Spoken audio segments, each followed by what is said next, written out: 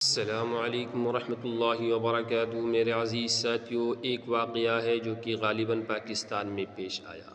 ایک نوجوان نوکری سے گھر آیا تو اس کی بیوی نے اس سے اس کی ماں کی شکایت کی۔ نوجوان کو غصہ آیا اور ماں کو مارنے کے لیے گیا تو بیچاری بوڑھی ماں نماز پڑھ رہی تھی۔ سخت دل نوجوان نے سجدہ کی حالت میں ماں کی گردن پر پیر رکھا، اس زور سے رکھا کہ ماں مالک حقیقی سے جا ملی۔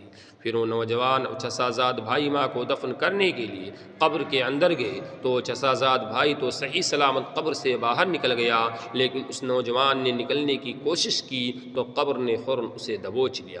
نوجوان دہشت زدہ اور ڈر کی وجہ سے چلانے لگا۔ لوگوں نے اس نوجوان کو نکالنے کی ہر ممکن کوشش کی لیکن کامیاب نہ ہو سکے۔